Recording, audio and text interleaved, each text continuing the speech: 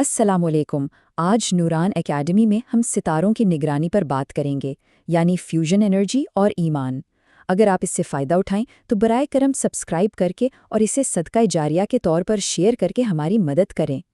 ذرا سوچئے، وہ توانائی جس نے انسانی تہذیبوں کو بنایا، شہروں کو روشن کیا اور ترقی کو ممکن بنایا، آج وہی توانائی ہمارے سیارے کو، ہمارے گھر کو خطرناک حد تک گرم کر رہی ہے۔ آج انسانیت ایک ایسے دوراہے پر کھڑی ہے جہاں ایک راستہ تباہی کی طرف جاتا ہے اور دوسرا راستہ ایک ستارے کی طرف۔ تو یہ ستارہ ہے کیا جس کی طرف ہم اشارہ کر رہے ہیں؟ دراصل یہ ہے فیوژن انرجی۔ اب سوال یہ ہے کہ فیوژن انرجی ہوتی کیا ہے؟ بہت سادہ الفاظ میں یہ ایک سائنسی کوشش ہے کہ ہم سورج کی طاقت کو، اسی کی بے پناہ توانائی کو یہاں زمین پر بنا سکیں۔ کیسے؟ ہائیڈروجن جیسے ہلکے ایٹموں کو ایک ساتھ ملا کر، بالکل اسی طرح جیسے سورج کے مرکز میں ہوتا ہے۔ اچھا، تو ہمیں اس کی ضرورت ہی کیوں ہے اور اتنی شدید ضرورت کیوں؟ دیکھیں، ہماری آج کی دنیا کا ہر نظام، ہر ایک چیز توانائی پر چلتی ہے۔ ہماری خوراک، پانی، ہمارے ہسپتال، ہمارے شہر، سب کچھ۔ لیکن مسئلہ یہ ہے کہ جس توانائی کو ہم استعمال کر رہے ہیں، یعنی فاسل فیولز، وہ ہماری فضا کو زہر آلود کر رہی ہے۔ موسمیاتی تبدیلی اب کوئی مستقبل کا خطرہ نہیں ہے، یہ ایک تلخ حقیقت بن چکی ہے جو ہمارے سامنے ہے۔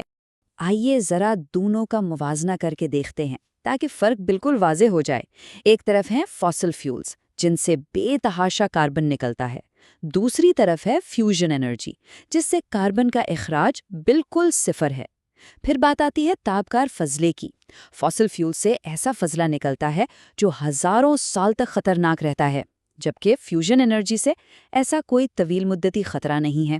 اور سب سے بڑی بات، فاسل فیول ایک دن ختم ہو جائیں گے، یہ محدود ہیں، لیکن فیوژن کا ایندھن، وہ تو سمندر کے پانی میں موجود ہائیڈروجن سے آتا ہے، یعنی تقریباً لامحدود۔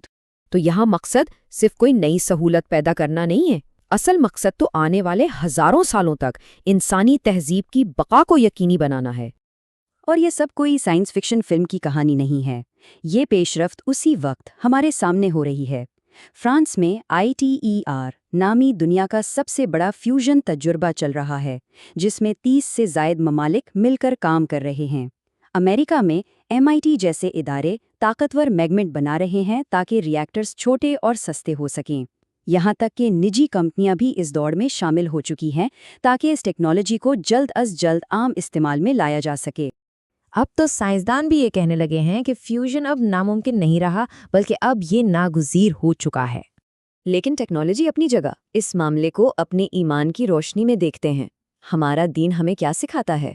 اسلام انسان کو اس زمین پر ایک محافظ، ایک نگران کی حیثیت دیتا ہے، نہ کہ ایک استحصال کرنے والے کی۔ یہی تو خلافت کا اصل تصور ہے۔ اور اللہ سبحانہ و تعالیٰ خود قرآن مجید میں فرماتا ہے، اسی نے تمہیں زمین سے پیدا کیا اور اسی میں تمہیں بسایا۔ سوچئے یہ کتنی بڑی ذمہ داری ہے۔ تو اسلامی نقطۂ نظر سے توانائی صرف ایک وسیلہ نہیں جسے ہم زمین سے نکال کر استعمال کر لیں، نہیں، بلکہ یہ اللہ کی طرف سے ایک امانت ہے، ایک مقدس ذمہ داری جس کی ہمیں حفاظت کرنی ہے۔ یہ بامقصد سوچ، یہ جدت ہماری اسلامی تاریخ کا ایک روشن باب ہے۔ ماضی میں مسلمان سائنسدانوں نے عوام کی بھلائی کے لیے پون چکیاں بنائیں، پانی کے جدید نظام بنائے اور پائیدار زراعت کو فروغ دیا۔ یہی وہ ذہنیت ہے جسے آج پھر سے زندہ کرنے کی ضرورت ہے۔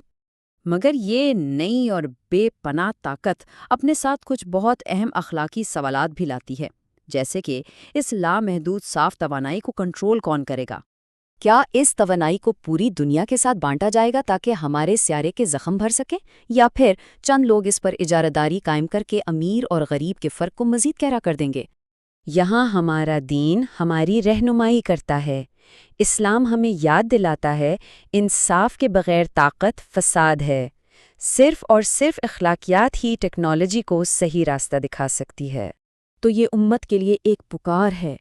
آج دنیا کو توانائی کے ایسے ماہرین کی ضرورت ہے جن کے دلوں میں ایمان ہو، ایسے سائنسدانوں کی ضرورت ہے جن کا ضمیر زندہ ہو، اور ایسے رہنماؤں کی ضرورت ہے جو اس زمین کو مال غنیمت کی کان نہیں بلکہ اللہ کی امانت سمجھیں۔ تو آخری اور سب سے اہم سوال یہ ہے کہ اگر ہمارے اسلاف نے اپنے دور میں دنیا کو بدل دیا تھا تو آج کی نسل کیا تعمیر کرے گی؟ نوران اسٹوڈیو کی طرف سے پیش کیا گیا۔